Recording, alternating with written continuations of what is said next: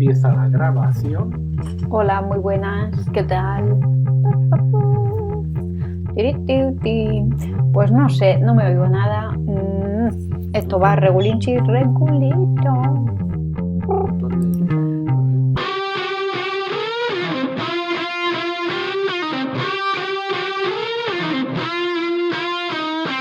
Hola y gracias por acercarte a Curiosear, porque si me estás escuchando es que te interesa la ciencia.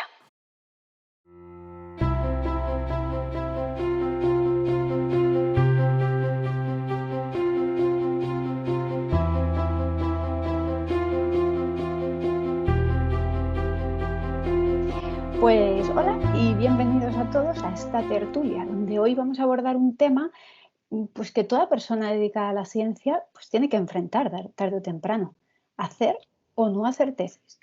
Y para abordar este tema tengo la suerte de contar con tres científicos con los que he tenido la suerte de estudiar y trabajar a lo largo de mi carrera profesional.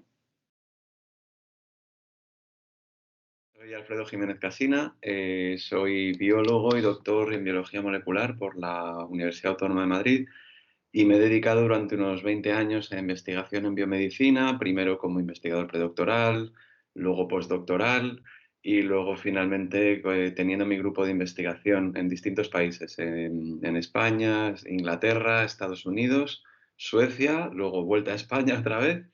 Y desde hace unos meses sigo en contacto con la ciencia, pero ahora soy editor científico en el grupo Springer Nature, en la revista Nature Metabolism, en Berlín, en Alemania.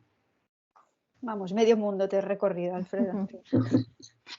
Pues nada, Gloria, cuéntanos un poquito algo sobre ti. Pues yo soy Gloria Carrasco y soy ambientóloga de formación y hace ya unos cuantos años, hace 15 años que estoy aquí en IES Global y soy técnico de investigación y doy soporte a diferentes estudios del grupo de contaminación atmosférica y planificación urbana. Y bueno, sobre todo trabajo en temas de contaminación atmosférica y diferentes factores que nos afectan de la ciudad a nivel de salud. Muy bien, pues muchas gracias y gracias por estar aquí. Y Connie, cuéntanos. Bueno, buenos días a todos. Mi nombre es Constanza, soy socióloga de formación y tengo un máster también en psicología. Y llevo aproximadamente 6, 7 años trabajando como asistente en distintas investigaciones, sobre todo en infancia, salud y en educación. Y ahora mismo estoy pensando en estudiar un doctorado y debido a eso, sí, me ha invitado a que dé mi perspectiva aquí en esta tertulia. Muy bien. Y yo, bueno, pues por último, mi trayectoria es, pues estudié con Alfredo en la Universidad Autónoma y me licencié también en la especialidad de bioquímica y biología molecular. Estuve más de 10 años trabajando en laboratorio de inmunología con pacientes. Luego he estado otros 10 años en la gestión de proyectos de salud, de I+D. Y bueno, y mi última faceta, pues nada, escribir sobre ciencia y sobre divulgación. Comenzamos la tertulia abordando pues, un tema, porque claro, hacer una tesis es una labor larga, tediosa, complicada. Entonces, pues, ¿cuál debería ser la motivación, ¿no? Para hacer una tesis doctoral? ¿Y es algo para todo el mundo o no? ¿Qué opináis?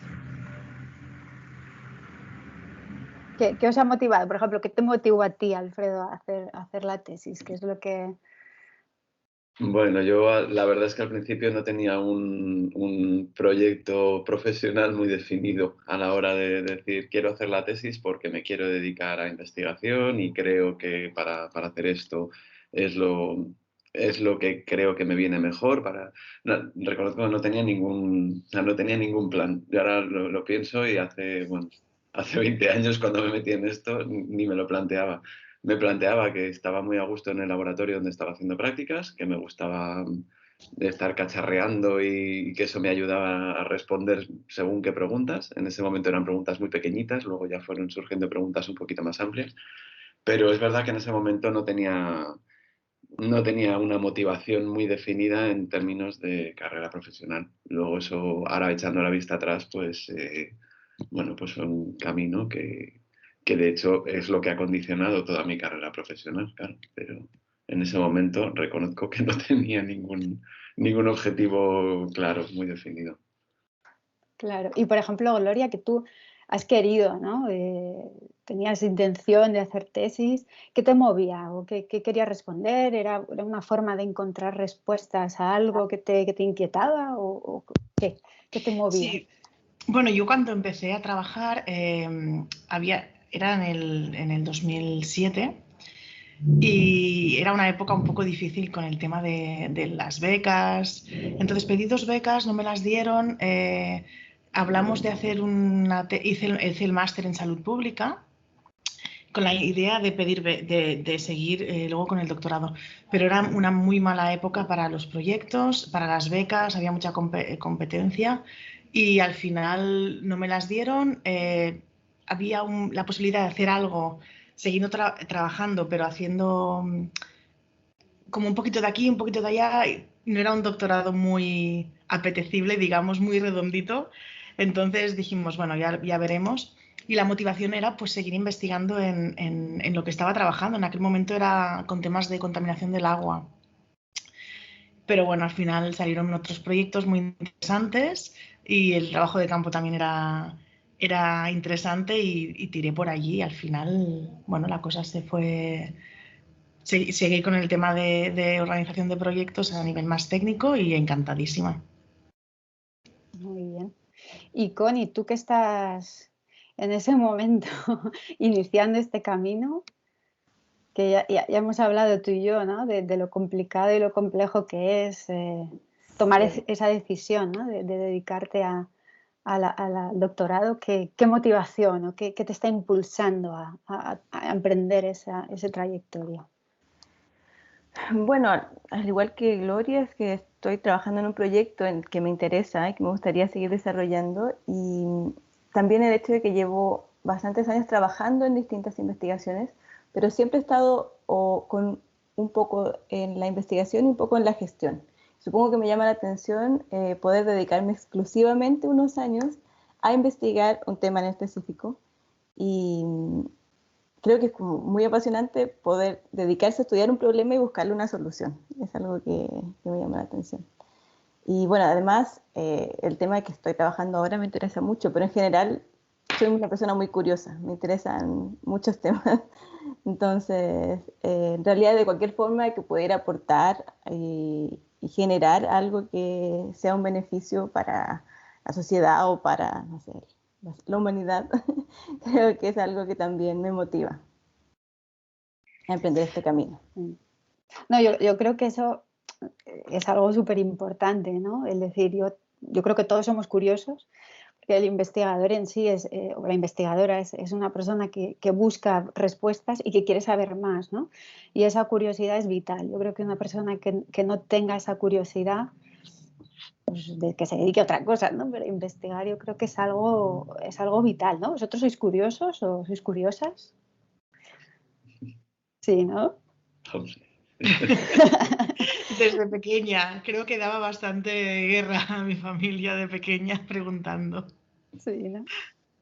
No, yo por ejemplo en mi caso, claro, me dediqué a la tesis porque quería ayudar al paciente, ¿no? Yo siempre he estado trabajando en hospitales muy cercano al paciente y buscando respuestas, ¿no? Un poco yo creo como Alfredo, ¿no? Que yo sé que empezaste esa carrera trabajando en Alzheimer, ¿no? Si no me equivoco mucho. Sí, neurodegeneración, sí, sí. Lo que pasa es que tú trabajabas más en modelos animales, quizá, ¿no? No tanto en paciente. Sí, lo mío era una investigación muy básica, cultivos celulares, modelos animales, o sea, siempre intentando entender las bases moleculares para que otras personas en un momento dado pues, puedan trasladar eso a la clínica. Yo reconozco que siempre me he metido más en la pieza molecular, siempre me ha gustado más el detalle molecular de cómo funcionan las cosas. No, que es curioso porque somos como dos biólogos moleculares y luego está la parte social, ambiental, entonces me gusta esto, ¿no? Porque aquí hay como mucho colorido que siempre enriquece, ¿no? Y entonces, bueno, aquí, claro, tenemos varios perfiles y una de las preguntas obligadas es, ¿realmente es posible dedicarse al mundo de las ciencias sin un doctorado? ¿No? Porque bueno, el doctorado está muy bien, pero hay otros, por ejemplo, Gloria, ¿no? Tú no eres doctora y llevas un montón de años dedicada a la ciencia. ¿Cómo lo ves? ¿O es posible, ¿no? No es Yo creo, necesario. yo creo que es posible, e incluso esto supongo que lo hablaremos más tarde, te abre unas puertas diferentes o quizá te da unas oportunidades diferentes o no te cierra ciertas puertas para seguir haciendo investigación y la experiencia también al final, como se dice, siempre es un grado y muchas veces a base de hacer proyectos vas aprendiendo muchas cosas. A mí me gusta mucho la metodología, por ejemplo, y como diseño de estudio y todo esto. Entonces, bueno, es súper importante a la hora de hacer proyectos. Cada uno tiene como puede aportar algo en diferentes fases del proyecto, o sea, sí se puede. Se puede. No, y luego una parte importante, ¿no? Que es el apoyo a solicitar esa financiación, ¿no? De cara a hacer esas investigaciones. Que bueno, tú, Alfredo, estarás harto seguro de pedir proyectos para tus grupos y con ello sé que ahora está pidiendo como loca pues financiación para hacer su doctorado y Gloria, tú tienes también mucha experiencia, ¿no? Que es otra parte importante que a lo mejor es la menos bonita de la investigación, pero es muy necesaria, ¿no? Esa solicitud de las ayudas, ¿no? Sí, yo lo que muchas veces, y es algo que también se ha comentado bastante, lo que muchas veces cuando se pide un proyecto, se hace el call, ¿no? Para el proyecto, es importante hablar con gente que ya tenga experiencia, sobre todo a nivel técnico, porque a veces se piden cosas que luego ya a nivel de recursos, que luego no se pueden llevar a cabo o se infraestima la cantidad de personal que se necesitará para hacer un estudio. Estoy hablando ya con estudios con trabajo de campo que implica mucha gente, o quizá material que, no sé, cosas muy simples como la compra, que esto seguramente os habrá pasado, la compra de material que caduca. Entonces no lo compremos todo, compremos poquito, vamos a poco. Esto, la falta de experiencia muchas veces lleva, ¿no? A todo de golpe. No sé, la planificación y a nivel de que algo sea factible. Esto no se podrá hacer porque técnicamente o a nivel de gestión, de logística es muy complicado. Entonces ahí siempre va muy bien cuando se pide un proyecto hablar con alguien que haya hecho proyectos. Sí, Alfredo, por ejemplo, tú como jefe de grupo, ¿tienes ayuda o lo escribes tú todo y lo pides tú todo? A ver, bueno, para empezar, lo primero es que no puedo estar más de acuerdo con lo de que haya necesidad de distintos perfiles, siempre, o sea, con distintos ángulos, distintas perspectivas sobre el proyecto y sobre la forma de trabajar, ya no solo a la hora de escribir proyectos. Yo ahora ya como me dedico al mundo de la edición, ahora es una vida un poco diferente, pero sí que efectivamente he tenido que pedir muchos proyectos. Y una cosa que me ha ayudado mucho, que efectivamente la viabilidad del proyecto es fundamental y para eso tienes que tener experiencia de primera mano de cómo funcionan las cosas, de cómo funcionan los distintos equipos, de cómo coordinar personal, presupuestos, etcétera. Eh, una cosa que me ha ayudado mucho es que para haber llegado a jefe de grupo tuve que pasar por todos los estadios anteriores. Entonces, por un lado, pues pasas de estar desde ser estudiante en prácticas, que también tienen un papel en el laboratorio, a personal técnico, doctorando en formación, investigador postdoctoral, que ya eres un poquito más senior y ya vas coordinando pequeños proyectos o pequeños equipos, a ya coordinar el equipo completo. Entonces, el haber pasado por todos esos estadios te da una visión de efectivamente lo importante que es tener un equipo diverso, con perfiles complementarios, no necesariamente doctores, ni mucho menos, pero que te pueda aportar tanto la perspectiva científica como cuál es el planteamiento, cuál es el objetivo del proyecto, cuál es la hipótesis, la pregunta que queremos resolver con este proyecto, como los aspectos mucho más prácticos que son necesarios, porque un proyecto puede ser fantástico, pero si yo quiero curar el cáncer y no he trabajado en mi vida en cáncer y no he usado nunca una máquina que es necesaria para estudiar el cáncer, pues qué viabilidad tiene eso. Entonces, efectivamente, como dice Gloria, es fundamental tener distintos perfiles con distintos abordajes, tanto el científico como el más técnico, como el logístico, como todo. O sea, tener una visión muy global. Y para eso, pues 4 ojos siempre van a ver mejor que 2 y 6 mejor que 4. O sea que al final una persona será la que lo ponga todo junto, pero es bueno tener el input de distintos miembros del equipo, por supuesto. Sí, yo, por ejemplo, claro, ahora que estoy más en la parte de gestión, es verdad que, claro, lo que decís vosotros, ¿no? Sí, pido un proyecto, pero lo tengo que llevar a cabo y tengo que gestionar mis recursos y usar muy bien mis recursos para obtener una investigación de excelencia, que yo creo que es a lo que se debe tender.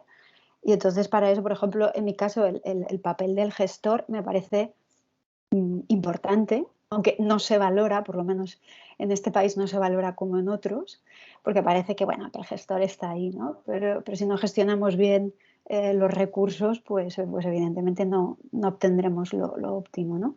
Entonces sí que es verdad que cada pieza tiene su importancia, efectivamente. ¿Ves? Y aquí, Connie, ves que todo suma, ¿no? Aquí. Sí, Y no claro. es verdad que hay, no sé vosotros, ¿no? Pero yo por lo menos cuando trabajaba en hospitales sí que había un cierto clasismo, de, es que el doctor y el que tiene el doctorado parece que es el más, ¿no? Pero sí, pero es lo que decís, ¿no? Sí, pero él solo no hace nada. Como decía la brujería, solo no con amigos puedo, ¿no?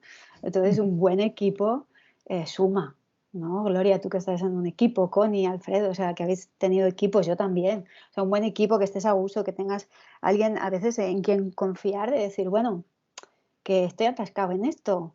Y otro llega y a lo mejor te da una idea, ¿no? Y entonces, bueno, romper un poco una lanza que sí, que el doctorado está muy bien, pero que hay vida más allá en la ciencia, ¿no? Ujú.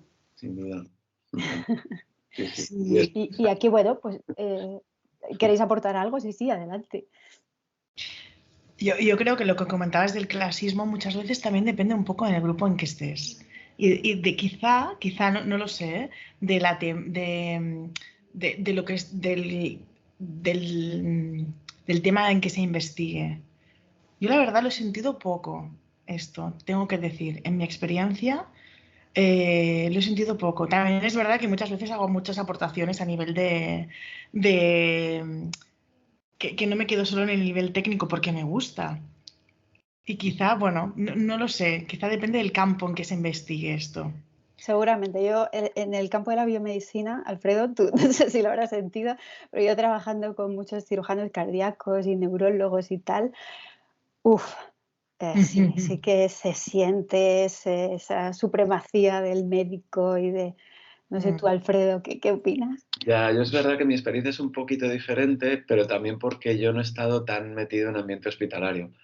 Mi única experiencia en hospital, bueno, fueron en Boston estaba en un hospital oncológico, pero es verdad que había un peso tan fuerte de la investigación básica y mi día a día era realmente en un edificio que era todo laboratorios, ¿no? Mi contacto con pacientes era mínimo y nuestra investigación tenía muy poco contacto. Entonces sí que se notaba que en el ambiente hospitalario la jerarquía yo creo que está mucho más marcada quizá, pues, culturalmente yo creo que por tradición tienen esta jerarquía quizá un poquito más metida ahí en su sistema, pero yo afortunadamente creo que mi experiencia se parece un poquito más a la de Gloria. De hecho, Qué bien, me alegro. sí, sí, no, en ese sentido. De hecho, he de decir que tanto, sobre todo cuando yo era un poquito más junior, iba empezando y demás, pero luego más senior también. En realidad, tener un personal técnico de apoyo que sea un personal técnico de confianza son los pilares del laboratorio, porque son las personas que siempre van a estar. Toda la gente que decide hacer un doctorado, un postdoc, o tal, van pasando.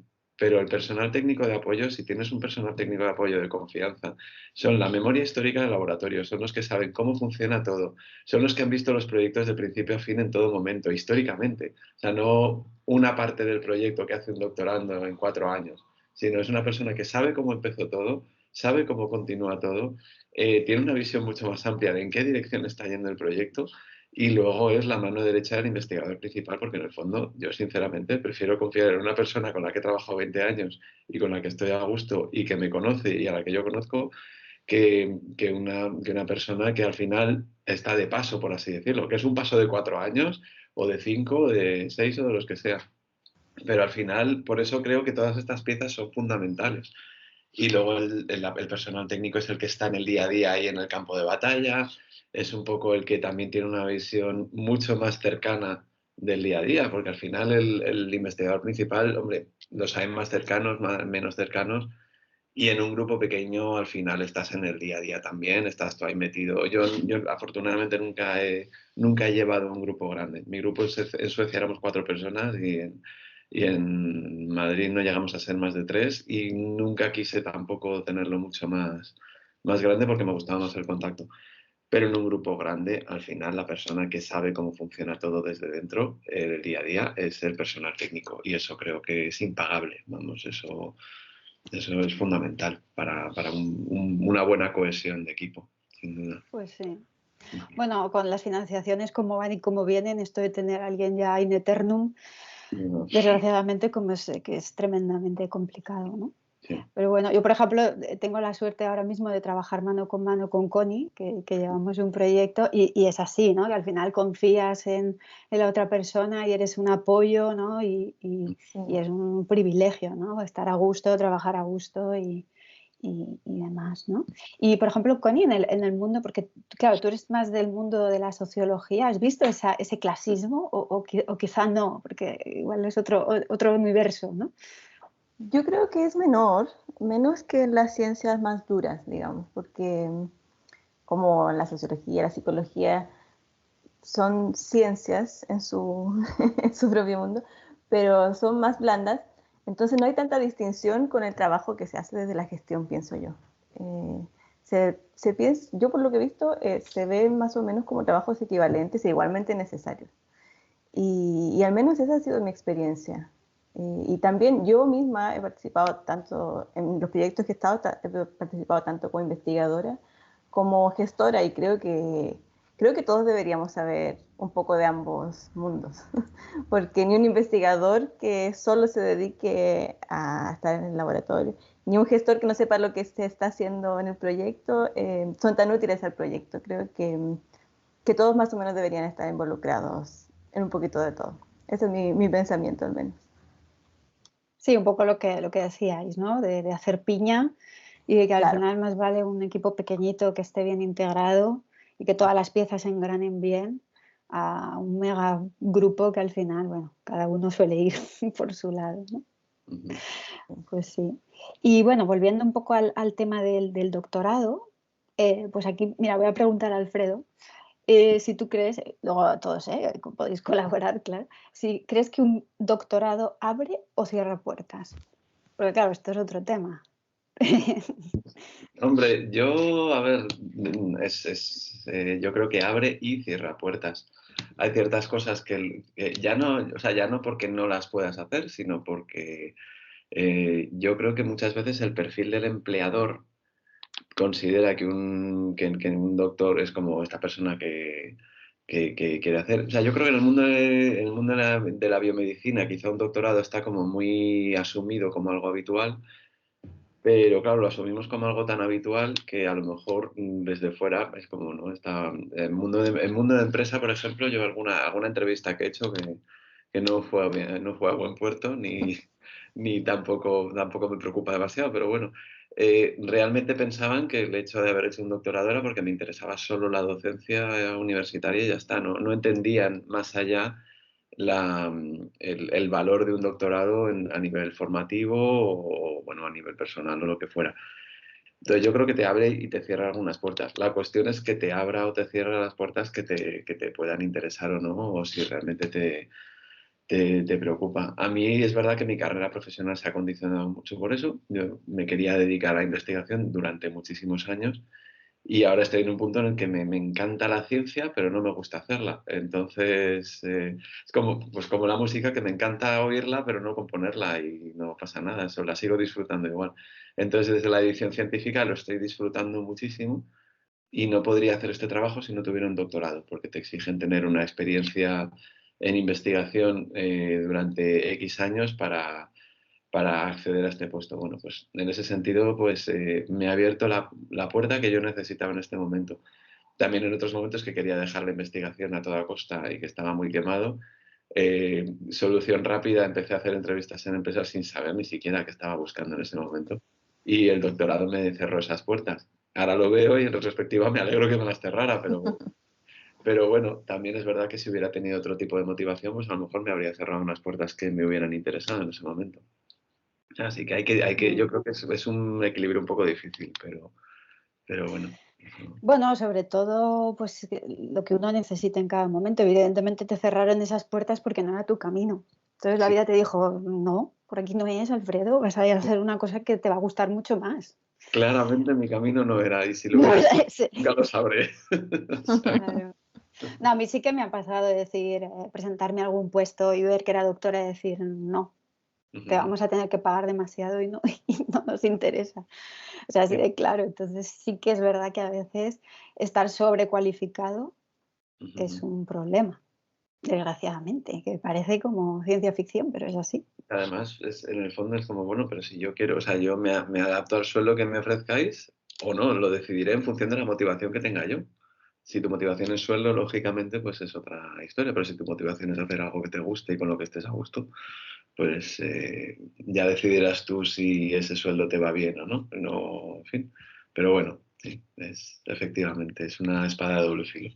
Sí, y por ejemplo, Gloria, Connie, ¿habéis intentado acceder a algún puesto que os gustara y no habéis podido por no ser doctora? ¿O no os ha pasado esto? Os los pongo en un brete aquí. Esto no estaba... Eh, no en algún puesto, pero sí en dentro del trabajo, en alguna parte o curso, congreso, y alguna vez muy, muy poco, ¿eh?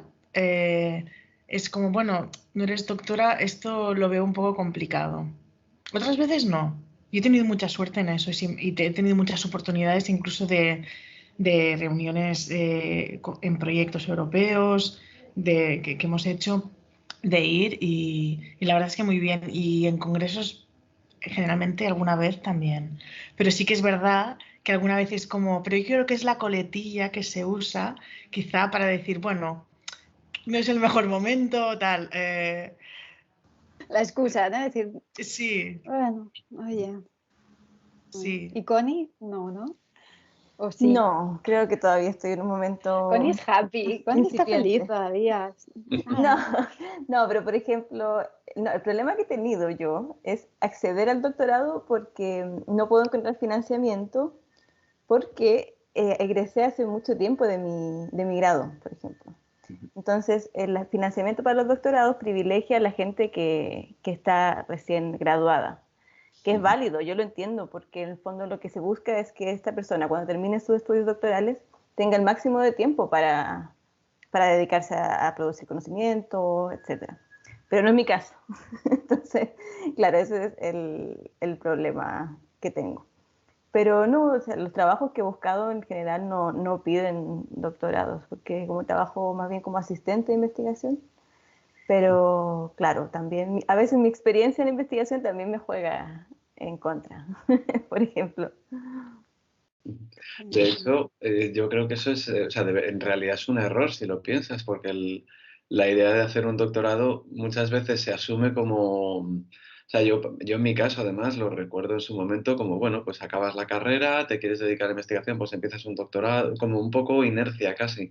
Y en el fondo creo que es algo que debería ser mucho más meditado, que debería tener un cierto tiempo, que deberías tener toda la información disponible antes de, o posible antes de hacer un doctorado y por lo tanto el penalizar precisamente el que pase ese tiempo a mí me parece un error, la verdad, desde el punto de vista de los que conceden becas y los que conceden ayudas y demás, porque al final la experiencia es un grado. Entonces, si tú ahora empiezas a un doctorado, tienes muchísima más experiencia, con lo cual también tienes muchas más opciones de llevarlo a cabo con éxito, de aprovecharlo mucho más y de llevar a cabo un proyecto mucho más maduro, mucho más sólido, porque tienes mucha más experiencia de base.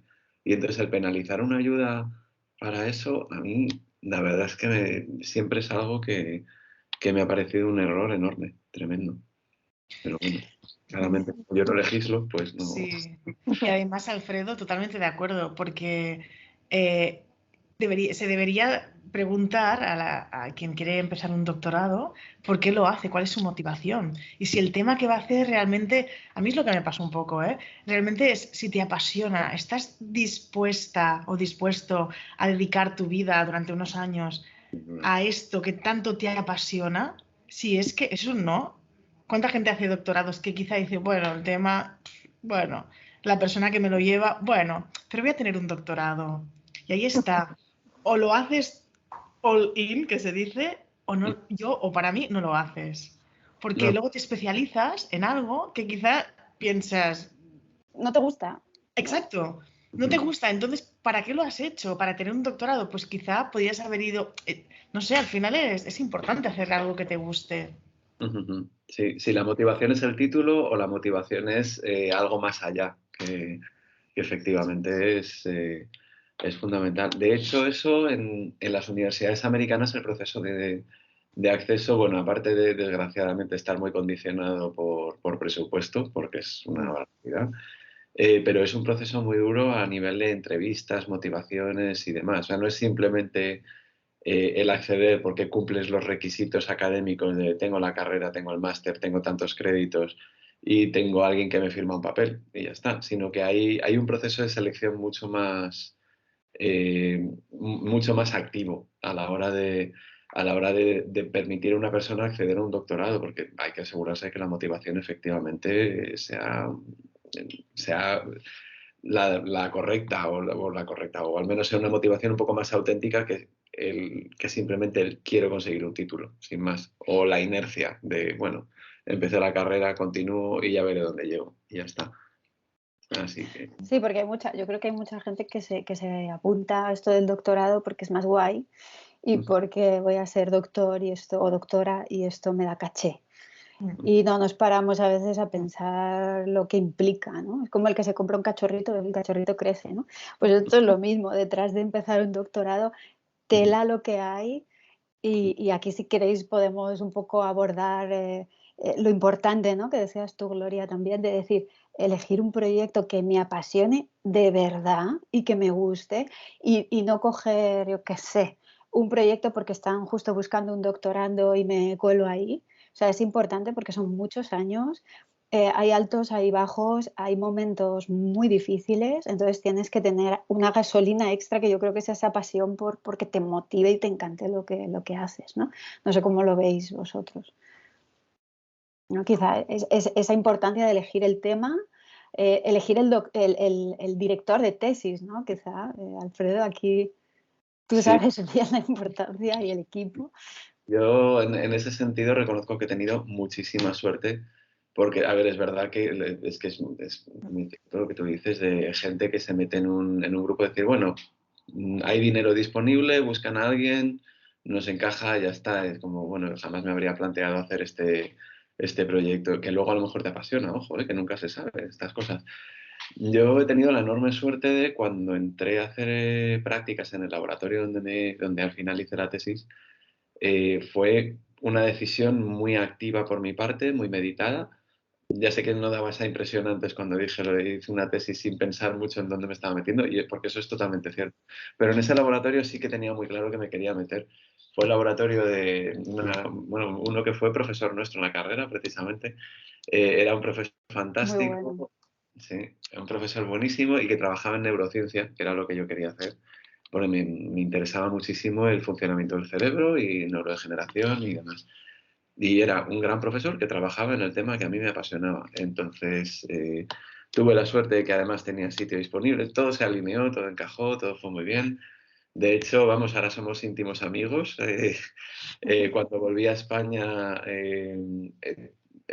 trabajamos en el mismo laboratorio, cada uno con sus proyectos, aunque teníamos proyectos conjuntos. No sé, siempre nos hemos entendido muy bien a la hora de trabajar y siempre hemos trabajado muy bien juntos y para mí eso fue un lujo. O sea, por eso creo que la elección de director de tesis es fundamental a la hora de que tu motivación esté en el sitio adecuado también, porque eso ayuda mucho. El tema te puede encantar, pero si estás en una mazmorra, al final ese proyecto no va a ir a ningún lado. Y luego a la hora de elegir el sitio de postdoc también, mi tema de investigación evolucionó de una manera durante la tesis absolutamente impredecible, que es lo bonito que tiene una investigación también, que uno sabe dónde empieza pero no dónde acaba. Y entonces encontré un grupo, también lo encontré un poco de casualidad, pero bueno, en un congreso conocí a una persona con la que empezamos a hablar, empezamos a ver intereses comunes y me ofreció hacer una entrevista en su laboratorio en Boston. Y bueno, pues era todo muy marciano, porque era un proyecto de neurociencia en un laboratorio de diabetes en un instituto oncológico, con lo cual parece que nada encajaba, pero todo encajó, todo fue muy bien. Tuve mucha suerte también con mi directora o mi mentora del postdoc, sigue siendo una mentora también, con la que hablo a menudo. En ese sentido he tenido muchísima suerte, todo me ha encajado muy bien. Y he tenido la suerte de poder entrar en grupos donde yo quería activamente entrar. Pero por eso creo que es fundamental, ¿sabes?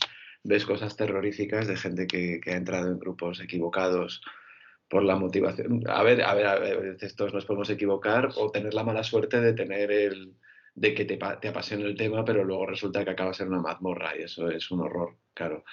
Pero el entrar en un laboratorio o en un proyecto simplemente por la motivación de quiero hacer un doctorado y no por la motivación de, como dice Gloria, me apasiona este tema, me apasiona este proyecto, eso, vamos, creo que es fundamental, el encontrar el sitio adecuado, sin duda. Yo, por ejemplo, Alfredo, yo tuve una experiencia totalmente diferente a la tuya, porque yo empecé cuando estaba en último curso, empecé a hacer unas prácticas en un laboratorio y luego pues terminé y dije, pues ya que estoy aquí me quedo, ¿no? Que no cobraba un duro, ¿no? Pero bueno, dije, va, estoy aquí en el laboratorio y me gusta, ¿no? Lo que pasa es que empecé a trabajar con animales y a mí estas cosas pues no me gustaban. Eso, tener que abrirlos y hacer esas cosillas no me gustaban. Y entonces decidí que quería dedicarme a trabajar en humanos, en pacientes. Y entonces ya sí que busqué, lo que tú dices, un grupo que me gustaba, me cambié de hospital y ya empecé una carrera que realmente me apasionaba y cambié radicalmente. ¿Sabes? No tiene absolutamente nada que ver, ¿no? Y cómo te vas enamorando de un proyecto, y a lo mejor al principio, bueno, vamos a ver por dónde me tira y te va llevando y luego la serendipia de la investigación, ¿no? Que tú buscas una cosa y aparece otra en el camino y dices, ¡juá! Me tiro por aquí porque es la leche, ¿no? Y ese es precioso ese camino, ¿no? Es precioso, no tiene espinas, o sea, tiene espinas también, ¿no? Pero es muy bonito eso de ir investigando, ¿no? Sí. Y yo, por ejemplo, Connie, sé que ahora está en ese proceso de buscar ese proyecto, ¿verdad? Que te apasione y que es fácil o no es fácil, porque no es fácil, ¿a que no? Bueno, he caído ahora en un grupo que me gusta y un proyecto que me parece muy interesante, pero sí reconozco muchas de las cosas que me dicen en palabras de otras personas que conozco que estaban haciendo sus doctorados y no me lo recomendaban. Me decían, o no hagas el doctorado. Y claro, porque hay muchas personas que han tenido una mala experiencia porque me decían que es una actividad muy solitaria o muchas veces precaria económicamente, como hablábamos. Que hay problemas con los supervisores que no les hacen caso, que les hablan 2 veces al año, y también la dificultad de darle cierre a la investigación, como de terminar la tesis. Parece como que hay una especie de etapa en el que se quedan pegados, como que no pueden darle fin. Y bueno, eso combinado con las pocas salidas laborales para los doctorados. Pero eso me desanimó en un principio al pensar en hacer un doctorado. Por eso no me lo planteé tampoco antes, no solo por eso, pero fue una de las razones que no me lo planteé antes. Pero también creo que lo que decía Alfredo, que a veces no se tiene al salir del grado la madurez emocional para hacer un doctorado. Y es positivo que uno la desarrolle más adelante, si a través de la experiencia o a través de la edad. Y creo que hay que darse ese tiempo, ese periodo para decidir si realmente es lo que te apasiona, como dice Gloria. Si hay un tema que realmente puedes dedicarle tantos años sin que te produzca una depresión, como le produce a mucha gente. Sí, bueno, aquí yo creo que algo muy importante es que hacer un doctorado no solo tiene un componente científico, sino que se esconde un aprendizaje brutal detrás de ese viaje, ¿no? Y eso es algo que yo creo que no se tiene en cuenta muchas veces, ¿no? No sé, Alfredo, si tú aquí quieres puntualizar o Gloria, si has visto. Sí, Bueno, no sé, todos, ¿eh? Primero que hable Gloria, que ya me da más la sensación de que estoy hablando un montón. No, No, creo Gloria, que tú, por ejemplo, la tenemos cosas, ¿no?, todos. que hayas visto o que, ¿no?, de ese viaje, es que hay mucho más que sufrimiento y estrés y todo lo que sale de las noticias, porque ayer vi en LinkedIn, o no sé dónde, otra vez otra noticia, del 90% de los doctorandos sufre estrés y tiene problemas mentales.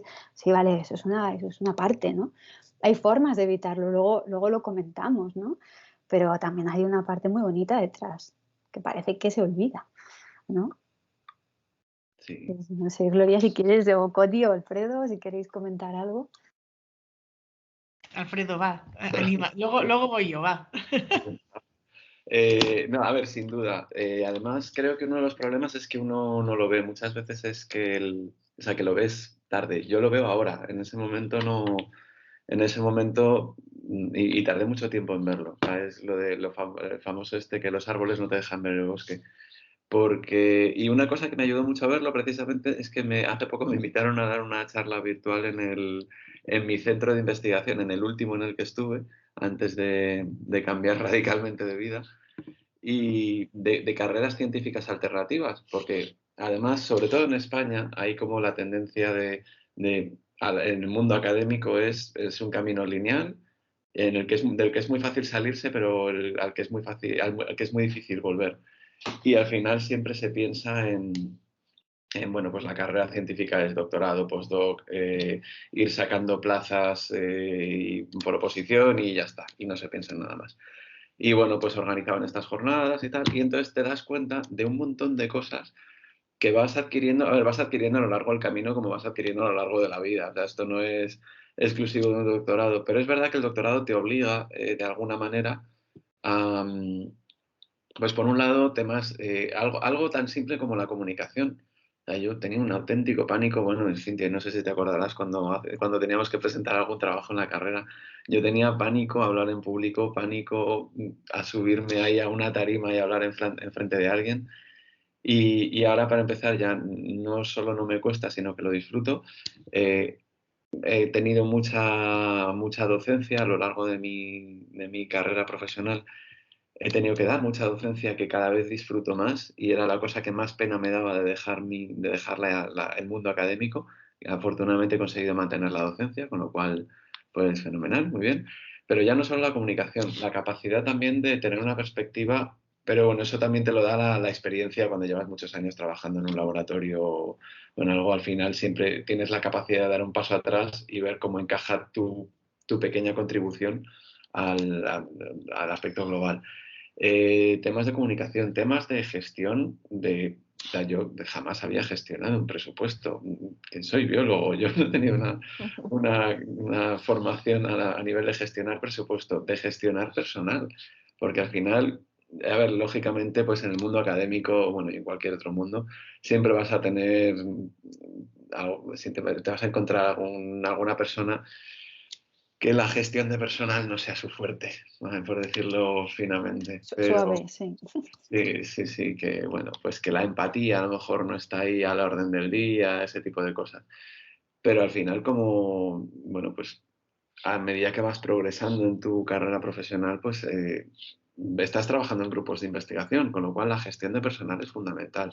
El tener la empatía, pero a la vez también tener el equilibrio de decir, entiendo perfectamente cuál es tu problema, pero aquí tenemos un problema un poquito más amplio en el que tenemos que empujar todos. Entonces, vamos a encontrar un equilibrio de cómo podemos tener en cuenta tu situación, pero cómo tú también tienes que tener en cuenta, o sea, esa gestión, esa integración de distintas personalidades y el saber darle a cada persona lo que necesita en cada momento y el poder pedir lo que puedes pedir de cada persona en cada momento. En fin, hay una serie de cosas. La gestión del tiempo, fundamental. La gestión también de los famosos deadlines que, bueno, en fin, yo creo que a todos nos ha pasado el que de repente tu jefe te escribe y te dice, necesito esto para ayer. ¿Cómo lo solucionamos? Pues un poco a gestionar también el corto y el largo plazo, en fin, y a la vez el cómo exigir a corto y a largo plazo de una forma que, bueno, pues que también es un arte, que no puedes llegar ahí y soltar la bomba de necesito esto ya, dejadlo todo. Es como, no, tienes que aprender a planear un poco y tienes que aprender a contar con que los demás también tienen sus listas de prioridades y, bueno, pues a trabajar con un equipo. Entonces hay una serie de cosas que yo creo que no eres consciente de lo que estás aprendiendo a lo largo del camino. Y que son las famosas competencias transversales que por suerte ahora se le está dando mucha más importancia y que creo que son fundamentales y es fundamental el cultivarlas bien y no es simplemente que también las aprendas ahí de rápida y mala manera y demás, porque entonces al final no vas a saber ponerlo todo en perspectiva y no vas a saber darles el valor que tienen también. Así que... Ahora que te estoy escuchando enumerar todo esto, claro, ¿hasta qué punto estoy de acuerdo? Pero fíjate, seguro que Gloria, muchas de las cosas que tú dices las está haciendo en su trabajo. Seguro que Connie también, seguro que yo también.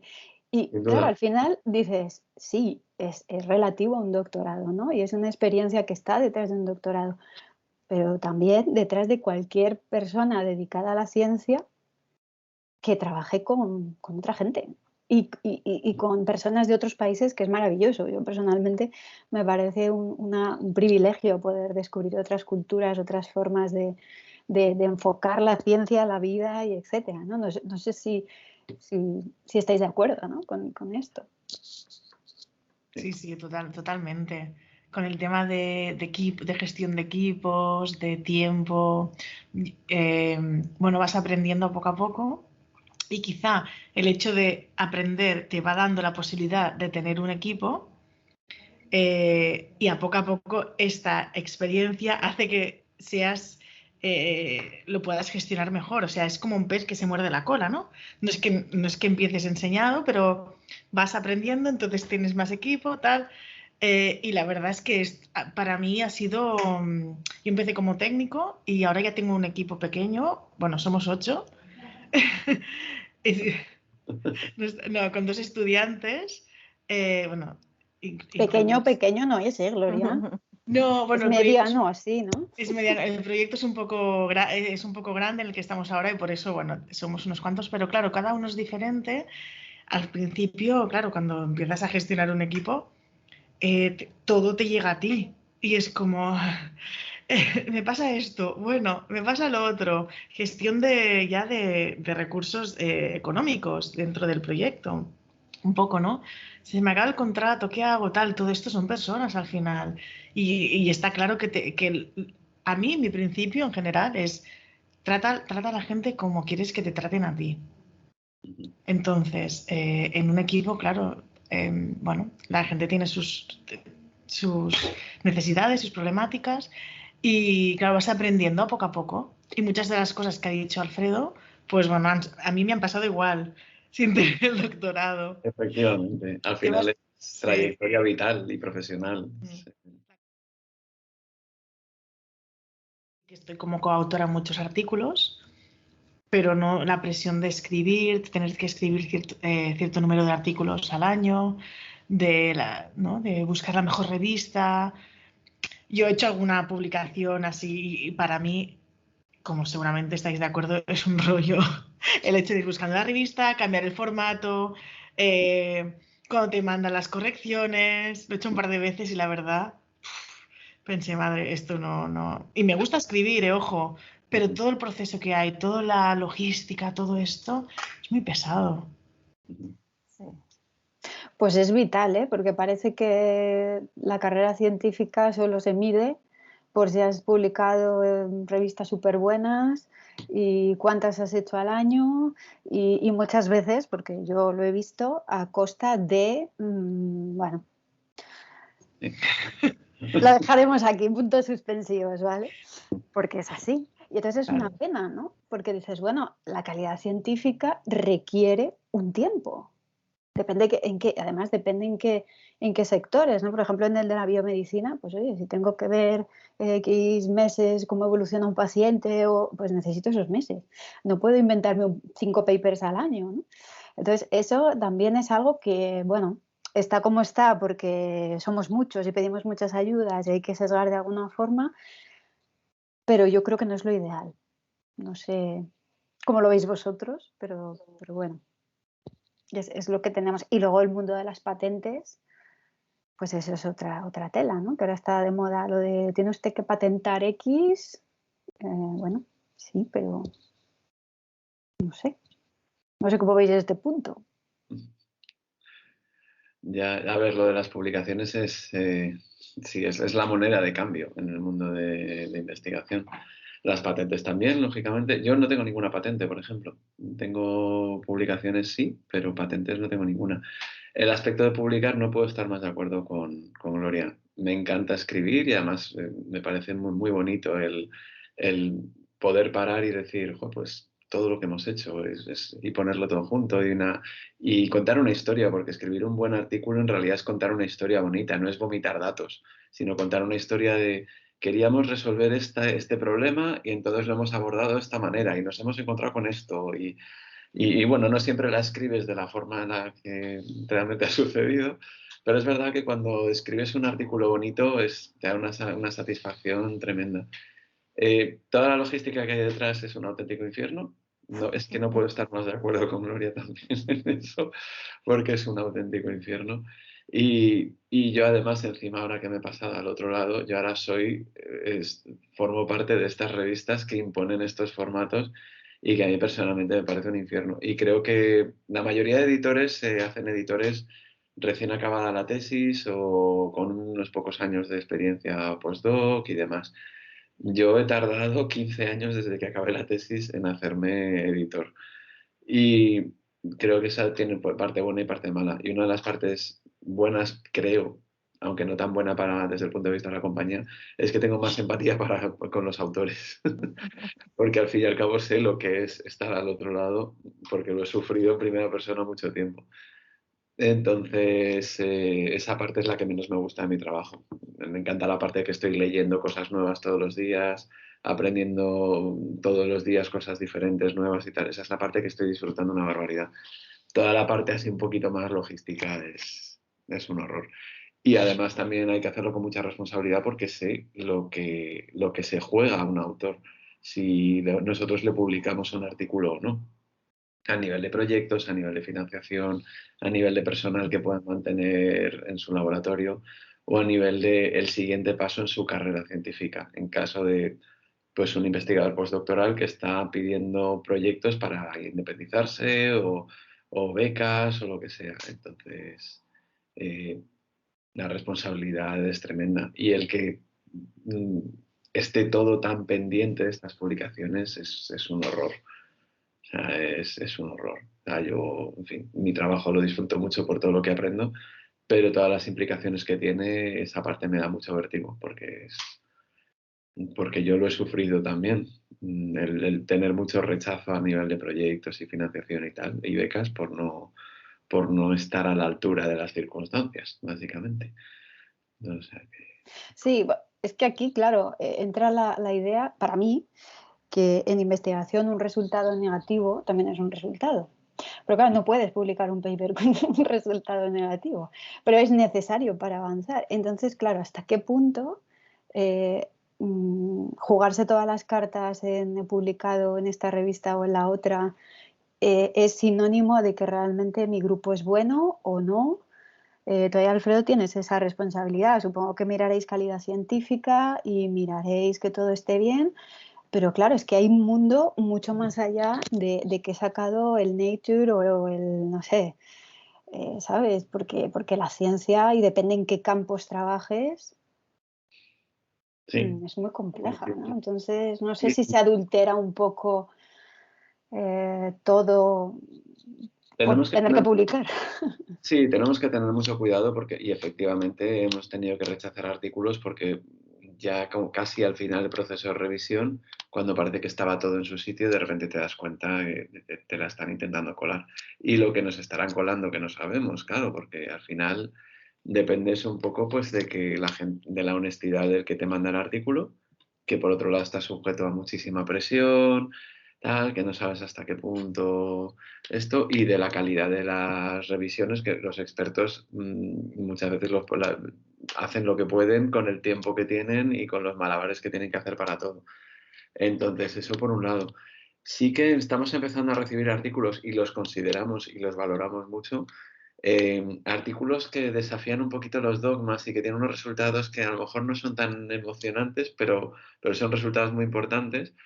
Tienen que estar muy, muy bien atados, tienen que ser muy sólidos, pero si desafían cosas que pues un paper que fue espectacular hace no sé cuántos años y que tuvo una repercusión tremenda y ahora se está viendo con herramientas actuales pues esto sí que los consideramos y los discutimos mucho en profundidad, pero los valoramos, los evaluamos y los consideramos y los llevamos para adelante si consideramos que son, o sea, que bueno, pues que es relevante desafiar esta visión, porque al fin y al cabo la ciencia avanza con debate y con cuestionar lo que sabemos. Y bueno, pues lógicamente da un poquito de vértigo, pero a la vez es muy bonito ver que el debate existe, se mueve y bueno, pues en ese sentido yo creo que la pandemia lo ha puesto muy de relevancia, ¿no? O sea, al fin y al cabo, el ver cómo cada día íbamos teniendo evidencia en una dirección, en otra, y es que así es como avanza la ciencia. Lo que pasa es que en este caso, pues ha sido a lo bestia y con una visión mediática tremenda, pero una visibilidad más que una visión. Pero así es como se avanza realmente. O sea, Sí, yo creo que se publica para generar conocimiento, o así debería, y no para conseguir becas, pero bueno, es un mundo de Yuppie en el que yo vivo. No, se ha desvirtuado mucho. A mí por eso también me desencanté bastante con la investigación en el día a día, el cómo funcionaba. Y mira que ahora estoy justo en un lado que tampoco es que ayude mucho para esto, pero bueno. Bueno, pero ayudas dando tú ese punto de vista, ¿no? Bueno, pues como he estado en el otro lado, sé lo duro que es y la importancia de lo que tú dices, ¿no? A lo mejor un artículo que no es súper increíble, pero es un engranaje más para que otro descubra otra cosa, ¿no? Pues nada, aquí Connie, ya sabes que cuando empieces tu carrera de doctora, publicaciones. Sí. Bueno, y una pregunta. Realmente, o sea, hacer un doctorado desde un punto de vista social. ¿Hacen falta doctores? ¿No hacen falta doctores? ¿Cómo encaja esto con las políticas científicas de cada país? ¿Qué opináis? ¿Son necesarios los doctores? Sí, que hace un tiempo trabajé con indicadores de poblacionales de educación en distintos países. Y me llamó la atención que, bueno, España tiene menos población con doctorado que otros países, por ejemplo, de la OCDE. Y mucho menos que otros países más ricos, pero también de Europa, como Suecia, Suiza. Eslovenia también tiene tasas mucho más altas de doctores. En España hay un 0,9% de población con doctorado. Y dice la evidencia que las personas con doctorado en promedio suelen tener mejores perspectivas laborales. O sea, es más probable que tengan empleo que las personas que no tienen doctorado. Eso es discutible, dirán ustedes, pero bueno. Y sobre todo esto es para las mujeres. Para las mujeres aumenta más la empleabilidad teniendo un doctorado, en promedio en los países europeos. Pero en España este beneficio no es tan grande como en otros países. Yo pienso que es siempre positivo que haya más población con doctorado porque hay más posibilidades de que se genere ciencia, que haya más avances tecnológicos, avances sanitarios. Pero bueno, lo que hablábamos, tiene que haber un financiamiento para estas investigaciones postdoctorales. Entonces, sí tiene que estar alineado con la política científica del país.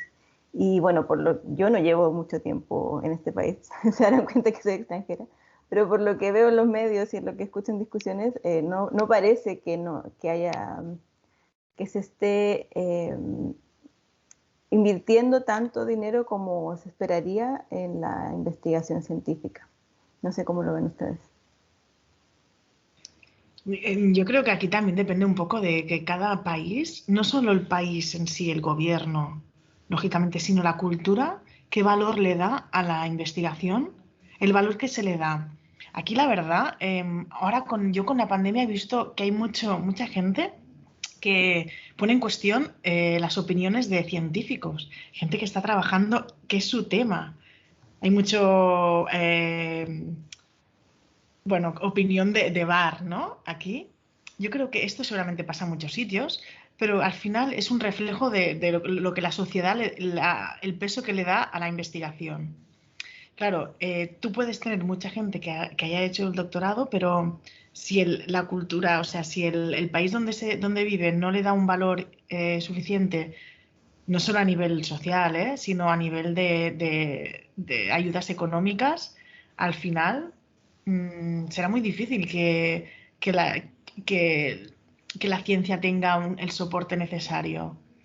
Y además también es algo que yo he visto cuando se piden proyectos europeos, sobre todo. Aquí se piden los sueldos que esto ya es otro tema, pero los sueldos que se pide para el personal que trabajará en ese proyecto son muy bajos. ¿Qué pasa? Muchas veces dan los proyectos porque les sale a cuenta dar proyectos a países que necesitan poco dinero. Entonces, tú haces el trabajo aquí comparado con otro país. En el país igual el sueldo es el doble en euros, hablando en euros. Y dices, bueno, es que aquí el sueldo es menos. Es menos porque pedimos menos. Claro. Entonces, esto también se tendría que revisar. Y siempre lo digo, no vayamos a la baja, vayamos a algo que sea aceptable. Porque la gente quiere trabajar en ciencia, pero hay mucha gente que lo abandona y sobre todo mucha gente que hace el postdoc y luego les aparecen oportunidades en la empresa privada y al final dejan la ciencia porque están cansados de buscar. O sea que al final es importante el peso que le damos nosotros como sociedad a la investigación. No sé cómo lo veis esto. No puedo estar más de acuerdo. Sí. Sí, yo también. Yo me acuerdo cuando empecé que me decían, bueno, no cobras, pero qué suerte, puedes dedicarte a tu hobby, ¿no? Y se me queda y dice, perdona, esto es un trabajo. Y allá por hace 20 años era un hobby investigar. Sí, sí. Y que está fenomenal disfrutarlo, es un lujo, pero es un trabajo. Sí, sí. Sí. Eso sí, luego los avances nos los queremos aplicar todos y qué bien, pero no queremos invertir y sobre todo sueldos de calidad para que la persona tenga una buena calidad de vida, con lo cual se pueda dedicar con más ahínco a su trabajo. Pero bueno, todo requiere, ¿no? un dinero y parece es verdad que los sueldos en investigación, incluso fuera, ¿no? Alfredo, tú y Connie, que habéis estado fuera, son más bajos, ¿no? En investigación que en otros empleos similares, ¿no? De licenciados, doctores, ¿no? ¿O no es así? O sea, un investigador cobra menos que, yo qué sé, un licenciado en un abogado. Hombre, sí, los sueldos académicos de investigación tienden a ser más bajos en general. No sé tu experiencia, Connie, pero Sí, sí, también, ¿no? sí, sí. Sí, Es que esto es un drama, ¿eh? Y no solo la precariedad, yo creo que no se ve solo en los sueldos, sino también en la poca estabilidad profesional. O sea, uno puede trabajar en un proyecto que tienen a un año, no sabes qué va a pasar después de eso. Entonces, sí, creo que hay precariedad en muchos sentidos, pero los sueldos definitivamente son parte de eso. Sí, no, y ya no solo efectivamente, como dices, un poco el cuidar al personal, ya no solo a nivel de sueldo, porque a veces, desgraciadamente, muchas veces es coyuntural. O sea, yo, por ejemplo, pues cuando he contratado yo personal, la administración me imponía, digo, no, pero si yo quiero pagar a esta persona, porque además sé que es una persona que tiene más experiencia y es que necesito que esta persona venga porque es con la que yo quiero trabajar y no quiero que se vaya a otro sitio. Me decía, no, pero tienes que cumplir y tenía financiación suficiente para poder permitirlo. No, tienes que cumplir estos márgenes. Y este es el máximo que puedes y este es el máximo que tal. Ya no solo eso, sino también el pequeños detalles de cuidar. A mí, claro, yo lo he visto siempre como algo muy normal porque era como funcionábamos un poco, pero, por ejemplo, en Estados Unidos yo llegué y, bueno, pues yo trabajaba con mi portátil personal, me lo llevaba al laboratorio y tal, y no pasaba nada, era como muy normal. Claro, yo cuando monté mi laboratorio digo, "Mira, voy a comprar ordenadores". También, por ejemplo, en España teníamos igual, mi director de tesis nos proporcionó ordenadores a todos y luego yo cuando volví, pues como teníamos el laboratorio en común, pues es que es lógico, tú no vas a trabajar y te llevas el bolígrafo de casa, porque te vas a llevar el ordenador personal tuyo que tiene, ¿no? Igual que en el laboratorio yo no me llevaba mis pipetas de casa, ¿no? Pues eso, tienes el equipo que necesitas para trabajar, las herramientas te las tiene que proporcionar tu tu empleador. Y en academia esa frontera está un poquito difuminada. El cuánto, hasta dónde vas a cuidar a la persona o no, si tienes, como tú dices, Cintia, tienes la suerte de estar trabajando en algo que te gusta, bastante que te dejo un rincón de mala muerte en mi laboratorio para que trabajes 28 horas al día y te partas la espalda sacando resultados adelante. Entonces, es el sueldo y todo lo que, o sea, la cultura de cuidar al empleador, al empleado, perdón, no está tan instaurada en el mundo académico, sobre todo en España en general, no siempre, ¿eh? Yo creo que las cosas van cambiando, o quiero pensar que van cambiando, pero es verdad que no hay cultura de cuidar.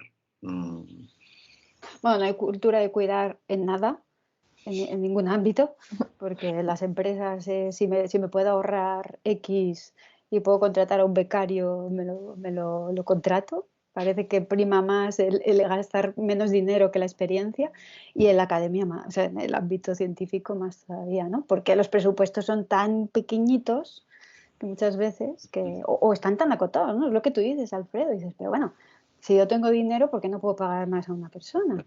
No, prefiero gastar en un bolígrafo peor, pero cuidar más a esta persona, porque esta persona, ese bolígrafo peor le va a sacar mucho más partido. Exacto. Sí.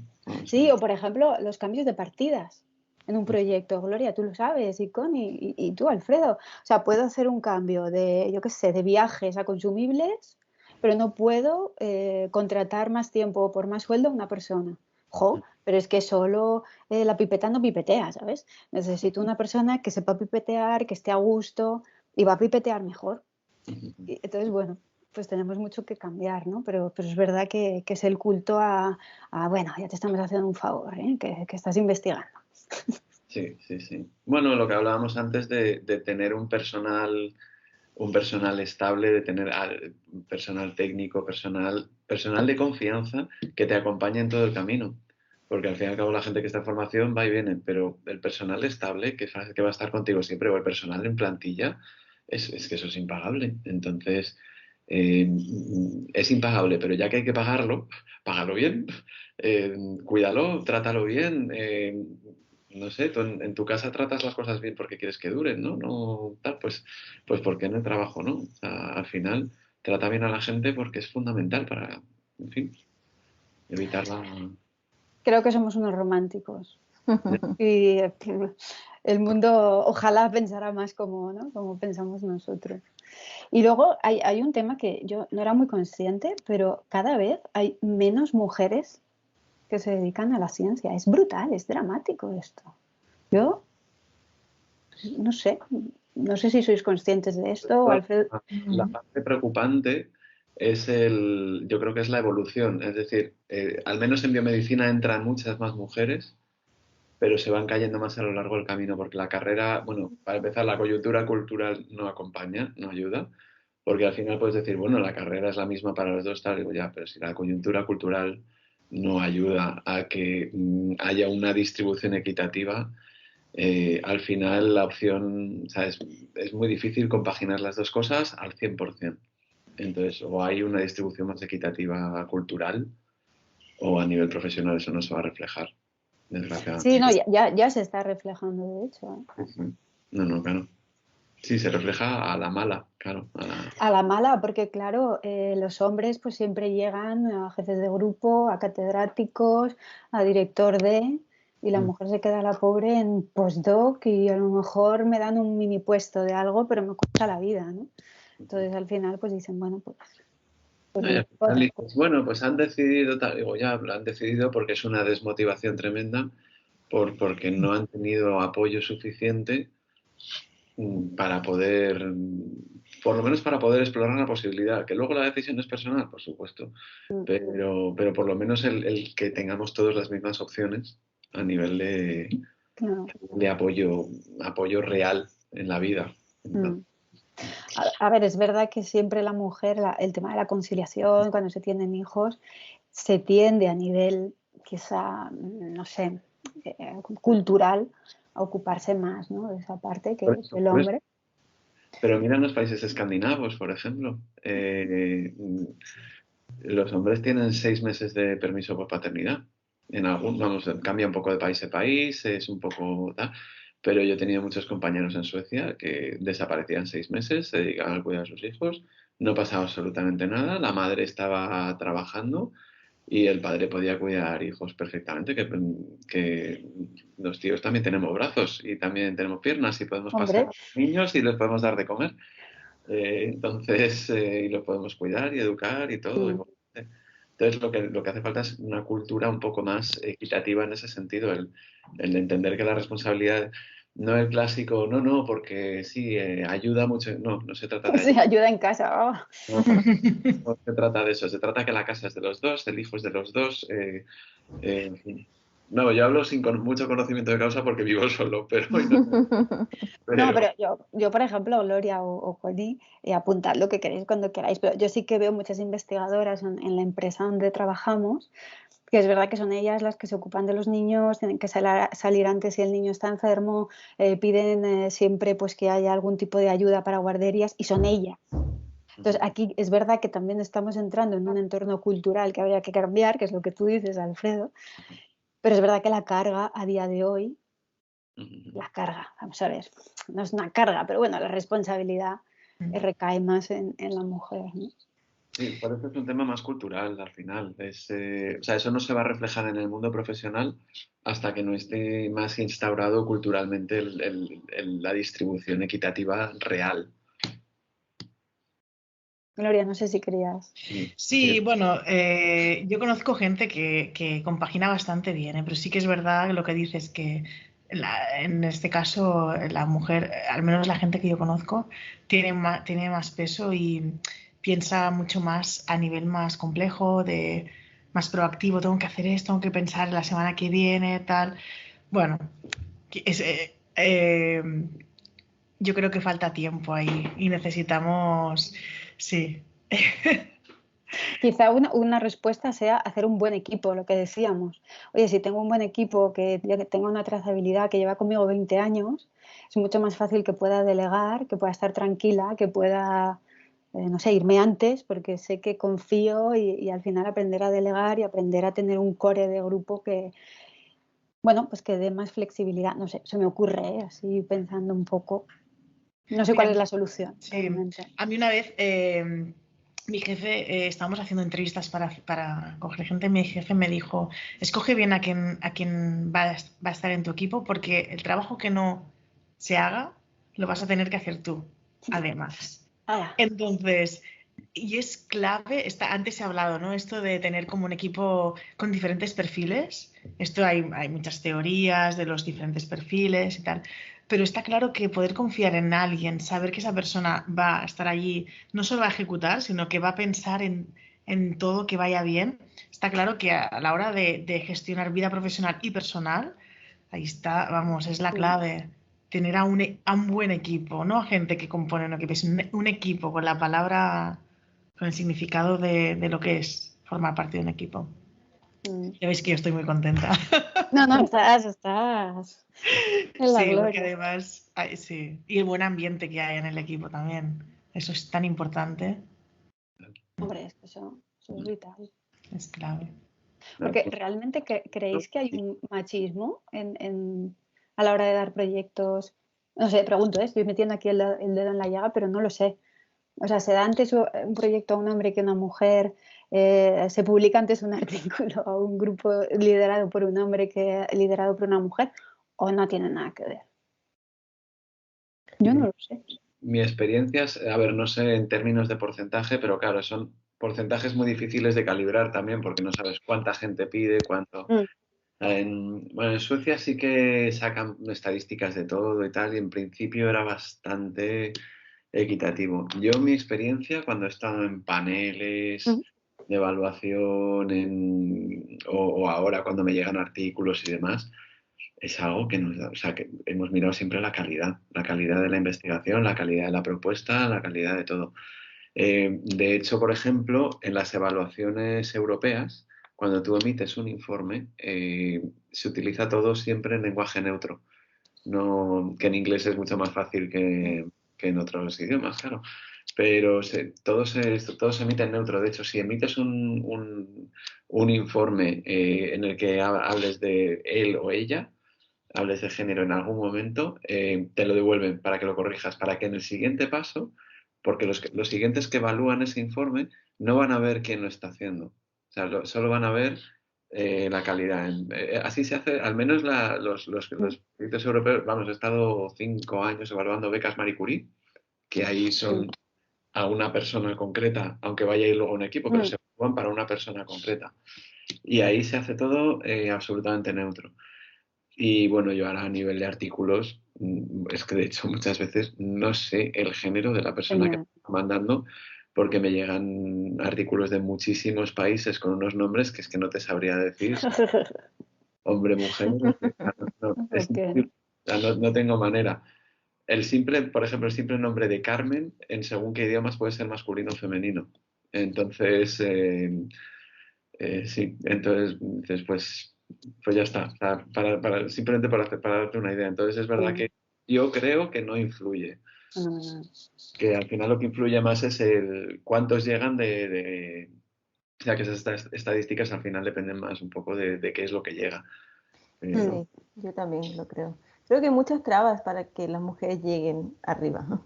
Y ni siquiera quizás como machismo de parte de la gente, sino como también de las instituciones o de parte de las leyes.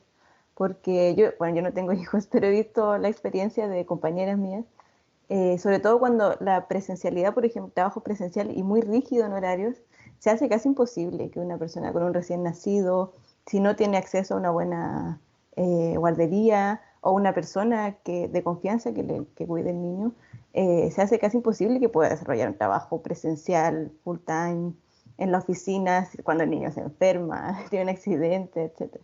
Entonces sí, por ejemplo, yo misma también tuve que cubrir muchas veces a mis compañeras porque obvio tenían emergencias y uno trabaja como equipo y sobre todo como mujer y como sorora tiende a empatizar mucho con eso.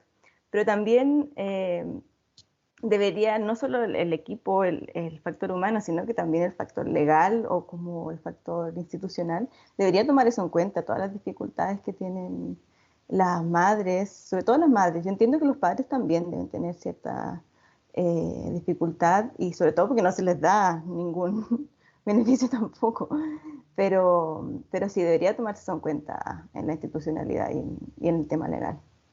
Creo que sí. Pues sí. Y una cosita, y volviendo al tema, conectando con lo que decía Alfredo, que decíamos, ¿no? En general de las mujeres, yo creo que quizá más a nivel más de artículos o becas, quizá sería más a un nivel de presencialidad, donde está quizá la dificultad. En reuniones donde, en reuniones donde hay hombres y mujeres, muchas veces las mujeres y los hombres. Y las sombras. ¿Perdona? Y las sombras, ¿no? Las mujeres. Hablaremos en neutro. La opinión de un hombre siempre tiene mucho más peso, o en general, que la opinión de una mujer.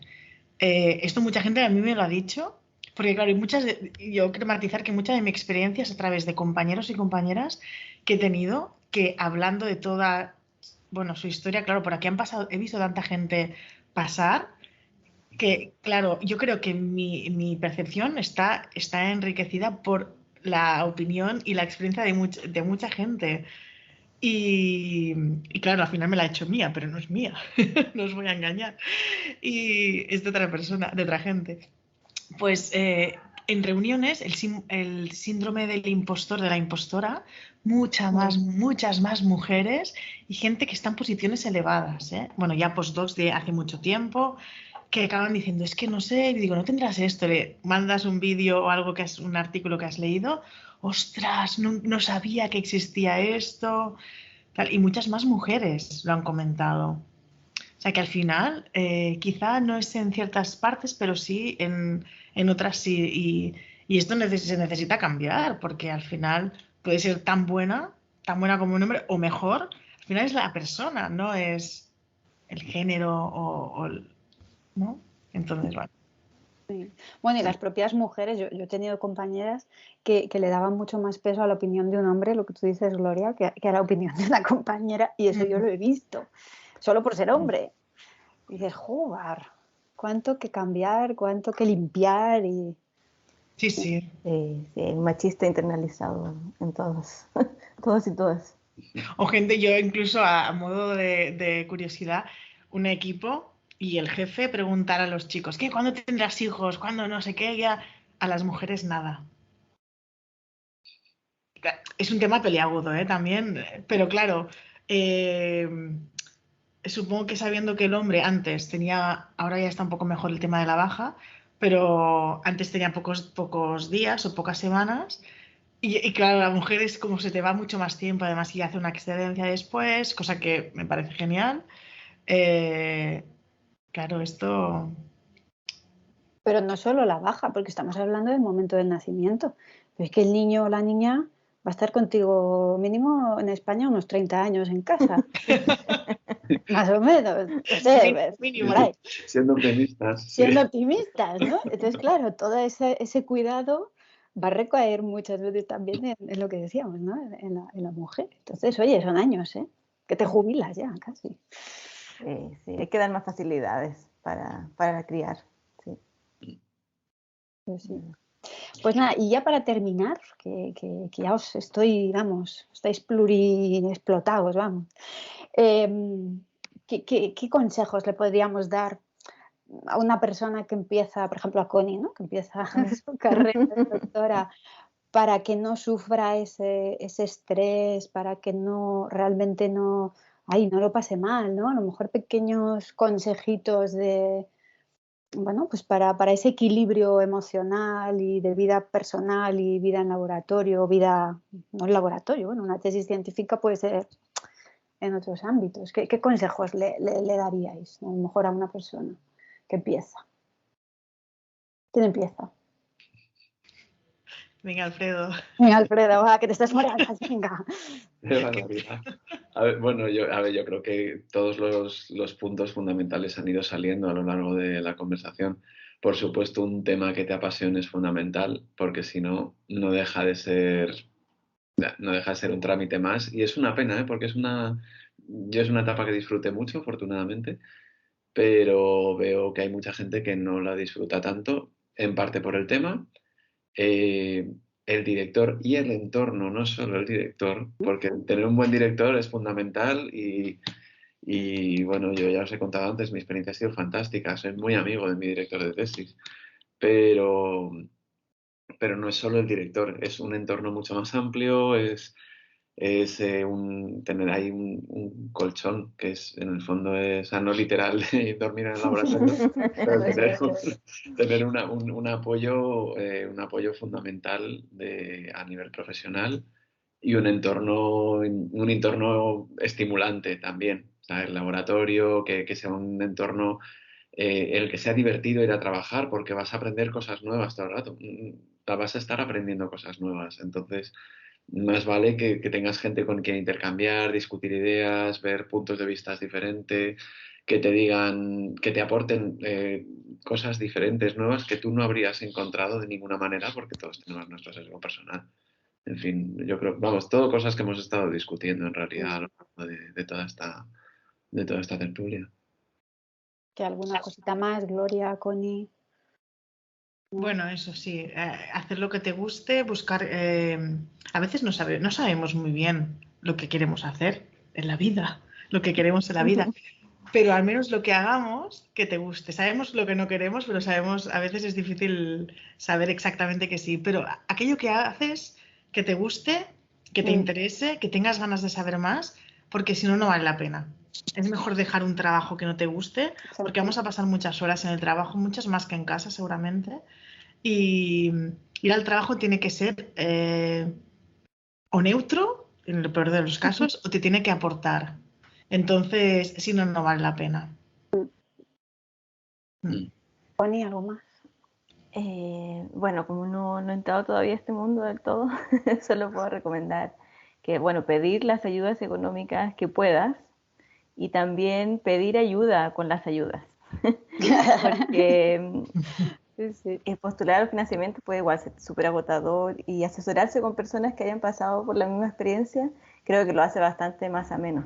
En general, por la experiencia del doctorado, pienso que es muy positivo tener las experiencias de otros antes y también, bueno, lo que dice Gloria, como cuestionarse por qué hacer el doctorado, por qué creo que esto me va a gustar, por qué me puede hacer feliz. También qué voy a aportar a la sociedad, qué voy a mejorar. Y también, bueno, lo que decía Alfredo también antes, tender puentes quizás con el mercado laboral durante los años de estudio. Eso es muy bueno. Sí, creo que es importante para la salida laboral ver durante los estudios qué habilidades se pueden aprender que se valoren luego tanto como postdoc o en el sector privado, adelantarse un poco a esta desolación del desempleo, del doctor desempleado. Y ese, bueno, es mi consejo. Yo añadiría, por ejemplo, el intentar tener un equilibrio entre vida personal y laboral, porque muchas veces estás en el doctorado y te obsesiona un tema, no tienes resultados, echas horas y se te olvida vivir y se te olvida hacer deporte y comer bien y dormir. Entonces ese equilibrio es súper importante para que tus neuronas reposen y luego trabajen mejor. Y que fracasar no es un fracaso. Lo que dice Gloria, lo que decís vosotros, es decir, hay veces que tú estás en tu tesis y no encuentras resultados, no pasa nada. Ya llegará. Aprende, hay otras cosas, aprender de tus habilidades, conocerte a ti mismo, a ti misma y luego pues que si finalmente no es tu camino y lo dejas, tampoco es un fracaso, ¿no? O sea, siempre hay un aprendizaje detrás, ¿no? Y disfrutar, la actitud, disfrutar de lo que haces y aprender. Yo creo que es un poco todo en la vida, ¿no? Es que si no lo disfrutas, no sacas algo positivo, no hagas nada, ¿no? Pero bueno, pues yo creo que nada, espero que hayamos arrojado un poquito de luz sobre este tema. Os agradezco muchísimo vuestra participación, ha sido un privilegio y un placer teneros aquí. Y nada, nos veremos en próximas tertulias seguramente. Muchas gracias. Muchas gracias a todos.